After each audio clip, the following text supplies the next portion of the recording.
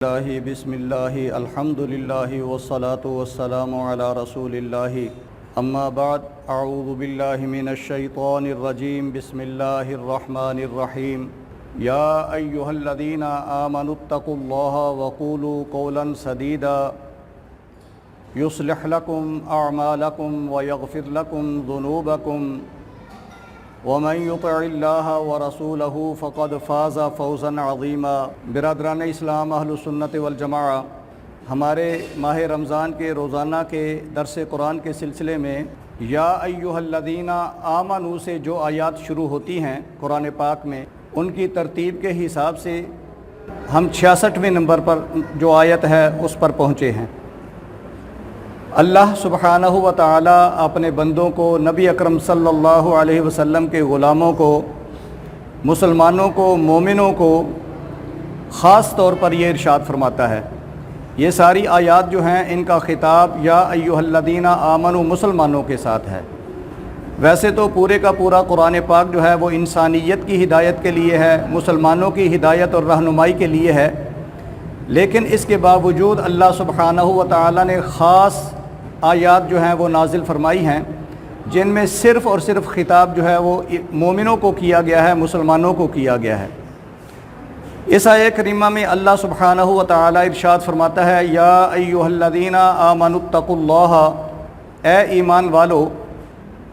تقوی اختیار کرو، اللہ سے ڈرو، وقولوا قولا سدیدا، اور سیدھی بات کرو، سچی بات کرو، پختہ بات کرو، یصلح لکم اعمالکم، اگر تم اللہ سبحانہ و تعالیٰ کا تقوی اختیار کرو اور پکی اور سیدھی اور سچی بات کرو تو اللہ سبحانہ و تعالیٰ تمہارے اعمال کی اصلاح فرما دے گا، ان کو سنوار دے گا، درست کر دے گا۔ ویغفر لکم، اور اللہ سبحانہ و تعالی تمہارے گناہ بخش دے گا۔ ویغفر لکم ذنوبکم، اللہ سبحانہ و تعالی تمہارے گناہ بخش دے گا۔ ومن یطع اللہ ورسولہ، اور جو شخص بھی اطاعت کرے اللہ سبحانہ و تعالی کی اور اس کے رسول کی، فقد فاز فوزا عظیما، تو اس نے بڑی کامیابی حاصل کر لی ہے۔ یہ آیت کریمہ یا ایہا الذین آمنوا اتقوا اللہ وقولوا قولا سدیدا پکی، سچی اور سیدھی بات کرنے میں بالکل واضح ہے، اور یہ آیت کریمہ خاص طور پہ خطبہ نکاح میں بھی پڑھی جاتی ہے۔ وہ ایک ایسا موقع ہوتا ہے کہ جس کے اندر انسان جو ہے وہ دھوکہ دے سکتا ہے، فریب دے سکتا ہے، تو اسی موقع پر اللہ سبحانہ و تعالی نے تاکیداً ارشاد فرما دیا کہ اے مومنو تم پکی اور سچی بات کرو اور اللہ سے ڈرو، سیدھی بات کرو، تمہاری بات میں کوئی الجھاؤ نہیں ہونا چاہیے، اس میں کوئی فریب نہیں ہونا چاہیے، ان میں کوئی اس بات میں کوئی پوشیدگی نہیں ہونا چاہیے، جو بات کرنی ہے وہ کھلی کرو۔ اسلام میں جو نکاح کا تصور ہے اس میں جو گیدرنگ کی جاتی ہے، اور نکاح میں سرکار دو عالم صلی اللہ علیہ وسلم نے نکاح کا اعلان فرمانے کا حکم فرمایا ہے کہ نکاح کا اعلان ہوا کرے، اور اس میں ڈھول بجانے کی جو اجازت ہے وہ بھی اسی سلسلے میں ہے کہ تاکہ وہ بندہ جس نے نکاح کیا ہے اس کا نکاح جو ہے وہ پورے معاشرے میں، پوری سوسائٹی میں اعلان ہو جائے، تاکہ بعد میں اس نکاح کے اگر خدا نخواستہ ٹوٹنے کا خدشہ ہو تو پھر کوئی ایسی بات جو ہے وہ الجھاؤ میں نہ رہے جس کے اوپر دونوں فریقین جو ہیں وہ ایک دوسرے کو الزام تراشی کریں، اور بات سیدھی اور پکی اور کھلی ہو۔ تو یہ اس سلسلے میں خاص طور پہ نکاح کے سلسلے میں یہ آیت کریمہ بھی پڑھی جاتی ہے۔ اب جو بندہ اللہ سبحانہ و تعالیٰ کا تقوی اختیار کرتا ہے، اب تقوی تو پہلے ارشاد فرما دیا کہ اے ایمان والو تقوی اختیار کرو، اور تقوی کے اندر سیدھی، سچی اور پکی بات کرنا بھی آ جاتا ہے، کیونکہ تقوی ہر انسان کے ہر عمل کا جو اچھا پہلو ہے وہ تقوی کے اندر آ جاتا ہے۔ کوئی بھی شے کہ اللہ سبحانہ و تعالیٰ تقوی کے بارے میں جو ایک عام اصطلاح بتائی جاتی ہے اور ایک عام جو تعریف کی جاتی ہے وہ یہ ہے کہ تقوی یہ ہے کہ جہاں پہ اللہ سبحانہ و تعالیٰ تمہیں دیکھنا چاہے، اللہ سبحانہ و تعالیٰ تمہیں جہاں پہ پانا چاہے، جہاں پہ اللہ سبحانہ و تعالی چاہے کہ تم وہاں پہ حاضر ہو تو تم وہاں پہ حاضر ہو، اور جہاں پہ اللہ سبحانہ و تعالی تمہیں نہ دیکھنا چاہے تم وہاں سے غائب رہو، تو یہ تقویٰ ہے۔ یعنی اللہ سبحانہ و تعالی نے جو کرنے کا حکم کیا ہے وہ کیا جائے، اور جس سے منع فرمایا ہے اس سے رکا جائے، تو یہ تقویٰ ہے۔ تو تقویٰ کے اندر بھی سیدھی اور سچی بات آ جاتی ہے، مگر اس کے باوجود اللہ سبحانہ و تعالی نے الگ سے وقولوا قولا سدیدا فرما کر اس بات کی جو ہے وہ اہمیت بیان کر دی ہے کہ بات کا سیدھا کرنا، سچا کرنا، پکا کرنا، الجھاؤ نہ رکھنا، کوئی پوشیدہ بات نہ رکھنا، یہ بھی مسلمان اور مومن کی بات کے اندر ہونی چاہیے۔ جب یہ دونوں باتیں انسان اپنی صفت بنا لے گا اور اس کی زبان میں یہ ساری باتیں شامل ہو جائیں گی، تو اللہ سبحانہ و تعالیٰ کی طرف سے پھر یہ انعام ملے گا، یصلح لکم اعمالکم، پھر اللہ سبحانہ و تعالیٰ تمہارے دوسرے اعمال کو بھی سنوار دے گا۔ کیونکہ انسان کو جب پتہ ہو کہ میں نے اب جھوٹ نہیں بولنا، تو پھر وہ ہر کام جو ہے وہ اچھا اور سچا کرتا ہے، غلط بات نہیں کرتا، غلط جگہ پہ جاتا نہیں ہے، اس لیے کہ وہ سمجھتا ہے کہ اگر کسی کو پتہ چل گیا کہ میں فلاں جگہ پہ گیا ہوں اور وہ مجھ سے پوچھے گا تو میں نے جھوٹ تو بولنا نہیں ہے، سچی بات کرنی ہے، پکی بات کرنی ہے، تو اس لیے میں وہاں جاتا ہی نہیں ہوں، غلط جگہ پہ جاتا نہیں ہوں، غلط لوگوں سے نہیں ملتا ہوں۔ تو یصلح لکم اعمالکم، اس سچی اور پکی بات کرنے سے اللہ سبحانہ و تعالی دوسرے اعمال کو بھی سنوار دیتا ہے، درست کر دیتا ہے۔ وَيَغْفِرْ لَكُمْ ذُنُوبَكُمْ، اور پھر اللہ سبحانہ و تعالی تمہارے گناہوں کو بھی بخش دے گا، کیونکہ سرکار دو عالم صلی اللہ علیہ وسلم نے ارشاد فرمایا کہ سچ جو ہے وہ تمام ہدایتوں کا مرکز ہے۔ جو بندہ سچ اختیار کر لیتا ہے وہ تمام ہدایات کو پا لیتا ہے۔ اور جھوٹ کے بارے میں سرکار دو عالم صلی اللہ علیہ وسلم نے ارشاد فرمایا کہ وہ تمام برائیوں کی کنجی ہے، کیونکہ جھوٹ بولنے والا شخص کسی بھی جگہ پہ جھوٹ بول سکتا ہے، اور سچ بولنے والا شخص چونکہ اس نے ہمیشہ سچ بولنا ہے تو وہ غلط جگہوں سے، برے لوگوں سے بچ کے رہتا ہے۔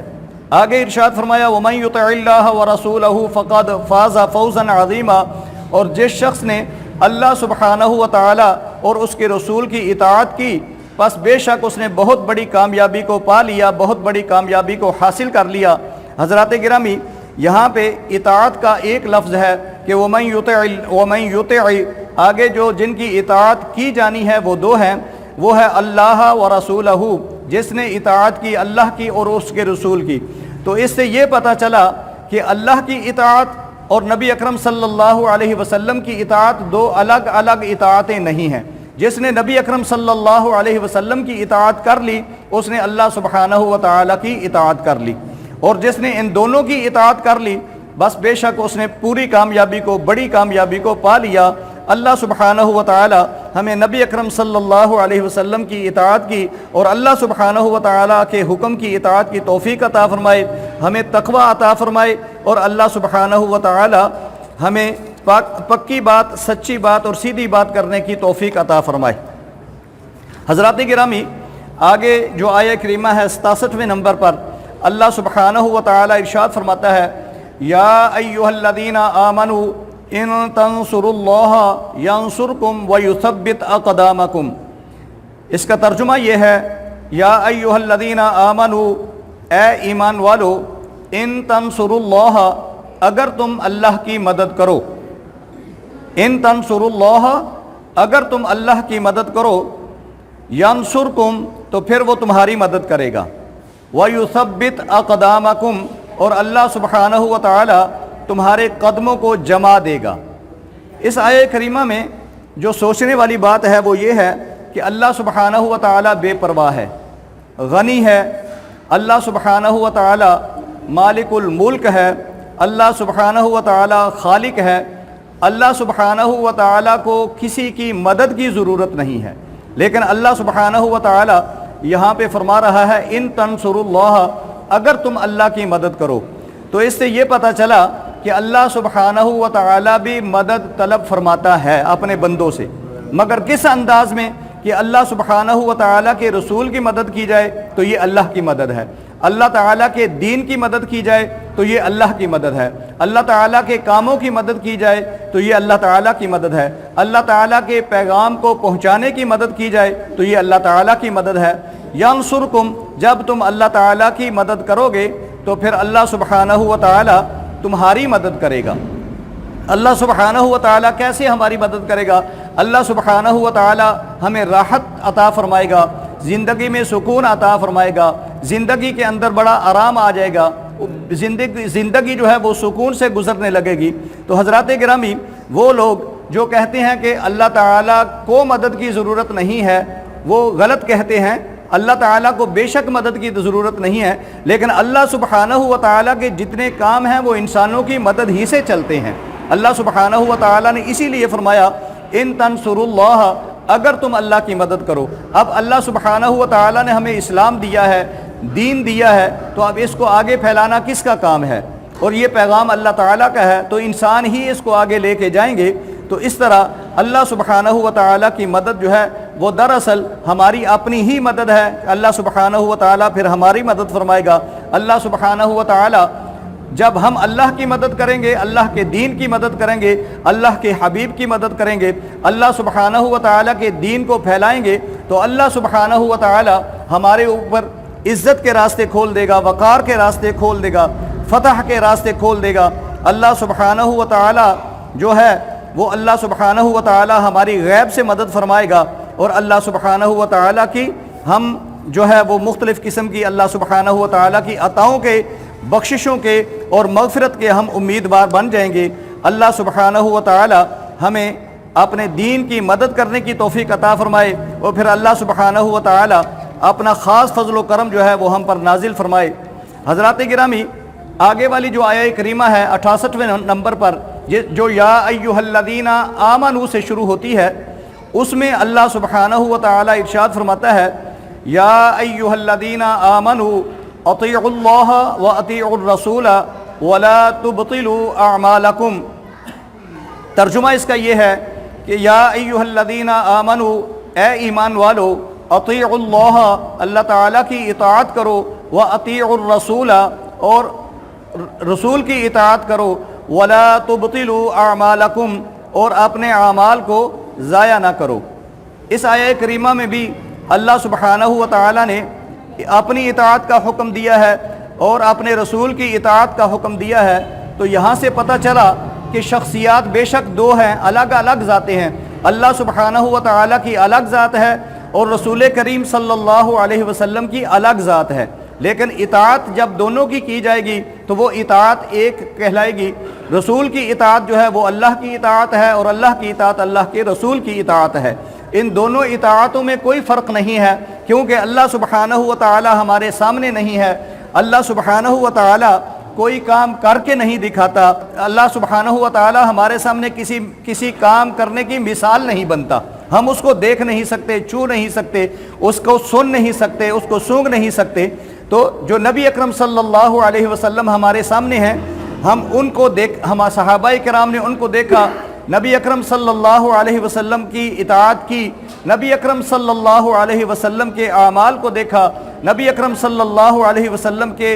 जो अदाएँ हैं उनको देखा। तो सहाबाए किराम रिदवानुल्लाहि अलैहिम अजमाइन ने उनकी इताअत की, और फिर आगे उन्होंने तबका तबका, दर्जा ब दर्जा, साल ब साल वो बातें हम तक पहुँची। तो हज़रात गिरामी, यहाँ पे अतीउल्लाह जो है उससे मुराद कुरान पाक है, कि कुरान पाक को पढ़ो, उससे जो अल्लाह सुब्हानहू व ताला के हुक्म अहकाम तुम्हें मिलते हैं उन पर अमल करो। अल्लाह सुब्हानहू व ताला ने जो तुम्हें बताया है वो करो। और वह अतीउर रसूल, और नबी अकरम सल्लल्लाहु अलैहि वसल्लम ने अल्लाह सुब्हानहू व ताला के अहकामात को तुम्हारे सामने जिस तरह करके दिखाया है उस तरह तुमने करने हैं। नबी अकरम सल्लल्लाहु अलैहि वसल्लम ने इरशाद फरमाया, आपसे पूछा गया कि या रसूलल्लाह सल्लल्लाहु अलैहि वसल्लम, हम नमाज कैसे पढ़े? तो नबी अकरम सल्लल्लाहु अलैहि वसल्लम ने इरशाद फरमाया, उसल्ली कमा रअयतुमूनी उसल्ली, तुम नमाज ऐसे पढ़ो जैसे मुझे पढ़ता हुआ देखते हो। नबी अकरम सल्लल्लाहु अलैहि वसल्लम की अदाएँ जो हैं वो सरासर दीन है, सारे का सारा दीन है। तो अल्लाह सुब्हानहू व ताला ने अपने हबीब मुकर्रम सल्लल्लाहु अलैहि वसल्लम को हमारे लिए उसवा-ए हसना बनाया है, हमारे लिए सीरत बनाई है, हमारे लिए नमूना बनाया है, हमारे लिए एक उम्दा मिसाल बनाया है कि नबी अकरम सल्लल्लाहु अलैहि वसल्लम हमारे सामने नमूना है। हज़रात गिरामी, अलग तौर पर یہ جو کہا گیا کہ وَأَطِیعُوا الرَّسُولَ، تو اس سے یہ پتہ چلتا ہے کہ نبی اکرم صلی اللہ علیہ وسلم کی احادیث مبارکہ جو ہیں وہ الگ طور پر بحیثیت اپنے مقام کے وہ ایک اتھارٹی ہیں، وہ ایک بڑی دلیل ہیں دین کے لیے اور قرآن پاک کو سمجھنے کے لیے، کیونکہ اس وقت نبی اکرم صلی اللہ علیہ وسلم بھی ہمارے سامنے نہیں ہیں اور رسول کریم صلی اللہ علیہ وسلم کے جو ارشادات ہیں وہ احادیث نبویہ کی روشنی میں ہمارے سامنے ہیں، اور احادیث کی تقریباً 300 کے قریب بنیادی کتابیں اس وقت دنیا میں موجود ہیں۔ 300 کے قریب احادیث کی بنیادی کتابیں دنیا میں موجود ہیں، تو وہ ساری کی ساری کتابیں جو ہیں وہ نبی اکرم صلی اللہ علیہ وسلم کی سیرت کو سمجھنے کے لیے ہیں، سرکار دو عالم صلی اللہ علیہ وسلم کے اسوہ کو سمجھنے کے لیے ہیں اور قرآن پاک کو سمجھنے کے لیے ہیں۔ تو اس سے یہ پتہ چلا کہ قرآن پاک جو ہے وہ نبی اکرم صلی اللہ علیہ وسلم کی احادیث مبارکہ کے بغیر نہیں سمجھا جا سکتا، اور وہ لوگ جو کہتے ہیں کہ ہمارے لیے قرآن کافی ہے، ہم قرآن ہی سے سارا دین لے لیں گے، دراصل وہ دین کو لینا نہیں چاہتے، کیونکہ اصل دین تو وہ ہے جو نبی اکرم صلی اللہ علیہ وسلم نے ہمیں دیا اور اہل بیت کرام اور صحابہ کرام رضوان اللہ علیہم اجمعین نے اس کے نمونے ہمارے سامنے پیش کیے اور ان پر عمل کر کے ہمیں دکھایا کہ یہ دین ہے۔ تو جو کوئی دین نہیں لینا چاہتا وہ حدیث کا انکار کر دیتا ہے۔ تو حضرات گرامی، قرآن پاک کو بھی لینا ہے، احادیث مبارکہ کو بھی لینا ہے، اللہ کے احکامات کی پابندی بھی کرنی ہے اور نبی رحمت صلی اللہ علیہ وسلم کے احکامات کی پابندی بھی کرنی ہے۔ وَلَا تُبْطِلُوا أَعْمَالَكُمْ، اور تم اپنے اعمال کو ضائع نہ کرو۔ یہ جو اعمال ضائع ہوتے ہیں حضرات گرامی، بندہ جو ہے وہ اپنے اعمال پر فخر کرنے لگ جاتا ہے، تکبر کرنے لگ جاتا ہے کہ آج میں نے اتنی نمازیں پڑھ لی ہیں، آج میں نے اتنا قرآن پاک پڑھ لیا ہے، آج میں نے اتنے نوافل پڑھ لیے ہیں، آج میں نے اتنا صدقہ دے دیا ہے۔ تو یہ چیزیں بھی اعمال کو ضائع کرتی ہیں۔ یا پھر بندہ تکبر کرنے لگ جاتا ہے کہ میں نے نماز پڑھی ہے، میں نے یہ نیک کام کیے ہیں اور اس شخص نے نہیں کیے، لہٰذا میں اچھا ہوں اور یہ حقیر ہے۔ تو یہ اس طرح کے جو سوچ ہے یہ بھی اعمال کو ضائع کرتی ہے۔ پھر اعمال کو ضائع کرنے والی چیز جو ہے وہ انسان جب ریاکاری کرتا ہے کہ انسان کا عمل تو خالصتاً اللہ سبحانہ و تعالیٰ کے لیے ہونا چاہیے، لیکن انسان کبھی کبھی دنیا کو دکھانے کے لیے نیک اعمال کرنے لگ جاتا ہے، تو اس سے بھی انسان کے اعمال ضائع ہو جاتے ہیں۔ تو اللہ سبحانہ و تعالیٰ نے ارشاد فرمایا وَلَا تُبْطِلُوا أَعْمَالَكُمْ، تم اپنے اعمال کو ضائع نہ کرو۔ حضرات گرامی، اللہ سبحانہ و تعالیٰ سے دعا ہے کہ اللہ سبحانہ و تعالیٰ ہمارے اعمال کو باقی رکھے اور ہمارے اعمال کو ضائع ہونے سے بچائے۔ حضرات گرامی، آگے والی آیہ کریمہ اس میں اللہ سبحانہ و تعالیٰ نبی رحمت صلی اللہ علیہ وسلم کے آداب سکھا رہا ہے۔ ارشاد فرماتا ہے اللہ سبحانہ و تعالیٰ یا ایہا الذین آمنوا لا تقدموا بین یدی اللہ ورسولہ واتقوا اللہ ان اللہ سمیع علیم۔ ترجمہ اس کا یہ ہے یا ایہا الذین آمنوا، اے ایمان والو، لا تقدموا، تم آگے نہ بڑھو، بین یدی اللہ، رسول کریم صلی اللہ علیہ وسلم سے، واتقوا اللہ، اللہ سے ڈرو، ان اللہ سمیع علیم، بے شک اللہ سبحانہ و تعالی سننے والا جاننے والا ہے۔ حضرات گرامی، یہ آیہ کریمہ اس موقع پر نازل ہوئی کہ سرکار دو عالم صلی اللہ علیہ وسلم کے زمانہ اقدس میں کچھ صحابہ کرام نے نبی اکرم صلی اللہ علیہ وسلم سے پہلے قربانی کر لی۔ نبی اکرم صلی اللہ علیہ وسلم سے پہلے ابھی سرکار دو عالم صلی اللہ علیہ وسلم نے عید نہیں پڑھی تھی اور نبی رحمت صلی اللہ علیہ وسلم نے اپنی قربانی نہیں کی تھی۔ وہ لوگ دیہات میں رہنے والے تھے، لیکن ان کو پتہ چل سکتا تھا کہ سرکار دو عالم صلی اللہ علیہ وسلم نے ابھی تک نماز پڑھی ہے کہ نہیں پڑھی، یا نبی اکرم صلی اللہ علیہ وسلم نے قربانی کی ہے یا نہیں کی۔ یا اس کا دوسرا جو شان نزول ہے کہ وہ یہ ہے کہ کچھ صحابہ کرام نے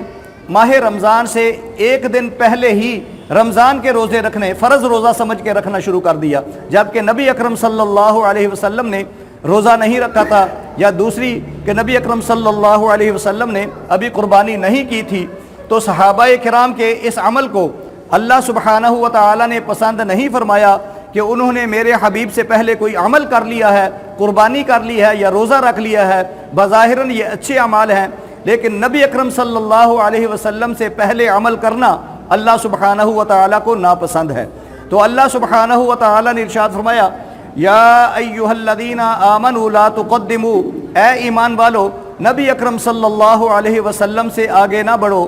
بین یدی اللہ و رسولہ، حبیب سے آگے نہ بڑھو، واتقوا اللہ، اللہ سے ڈرو۔ تو اس سے یہ پتہ چلا کہ نبی اکرم صلی اللہ علیہ وسلم کا ادب آداب رکھنا، نبی اکرم صلی اللہ علیہ وسلم کا لحاظ کرنا، نبی اکرم صلی اللہ علیہ وسلم کا احترام کرنا، یہ بھی اللہ سبحانہ و تعالیٰ کا تقوی ہے، جو اللہ سبحانہ و تعالیٰ نے قرآن پاک میں بار بار جو ارشاد فرمایا ہے واتقوا اللہ واتقوا اللہ واتقوا اللہ، کہ اللہ تعالیٰ کا تقوی اختیار کرو، اللہ سبحانہ و تعالیٰ سے ڈرو۔ تو حضرات گرامی، نبی رحمت صلی اللہ علیہ وسلم کا ادب کرنا، نبی اکرم صلی اللہ علیہ وسلم کا احترام کرنا، نبی اکرم صلی اللہ علیہ وسلم کا لحاظ کرنا، نبی اکرم صلی اللہ علیہ وسلم کے اعمال کو دیکھنا، یہ بھی تقوی کی نشانی ہے اور اللہ سے ڈرنا ہے۔ ان اللہ سمیع علیم، بے شک اللہ سبحانہ و تعالی سننے والا جاننے والا ہے۔ تو سننے والا اور جاننے والا سے مراد یہ ہے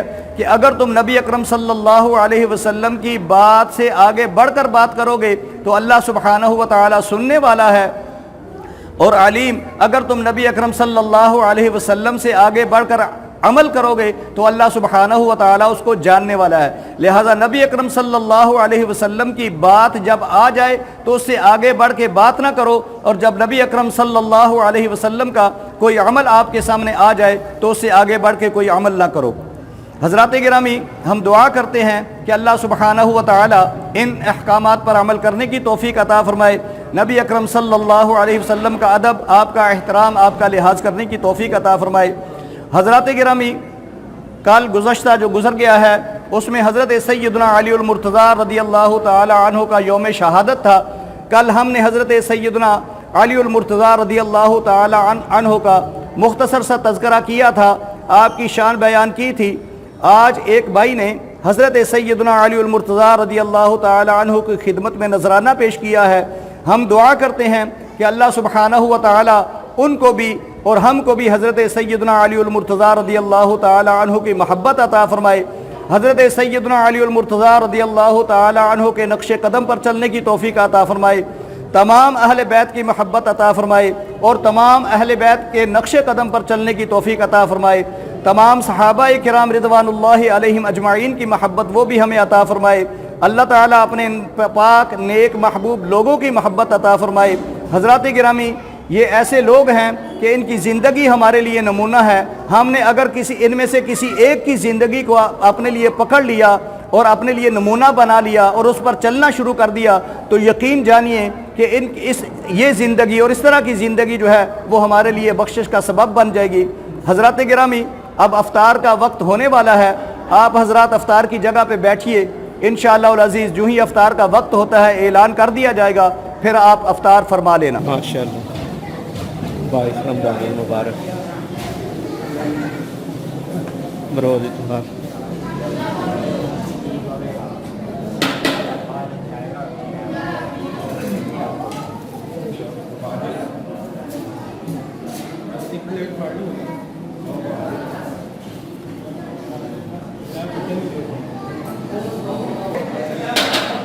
میں چور رکھے نے اپنے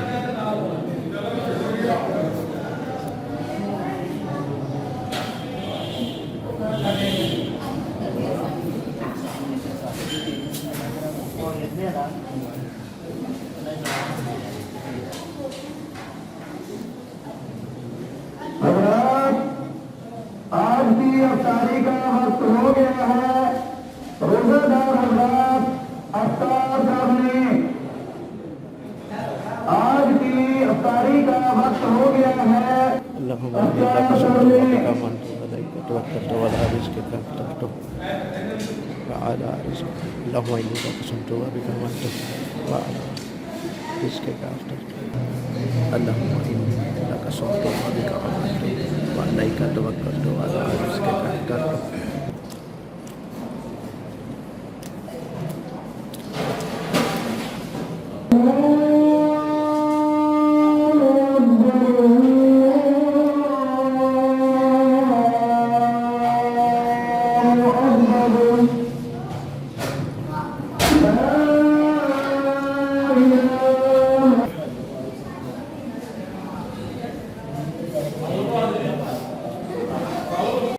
یہ ہماری ویڈیو اگر آپ کو پسند آئی ہو تو لائک کریں، شیئر کریں اور ہمارے یوٹیوب چینل شبیر لسانی کو سبسکرائب کریں اور اپنی قیمتی رائے کومنٹ میں ضرور دیں۔ اللہ ہم سب کا حامی و ناصر ہو۔ اللہ نگہبان۔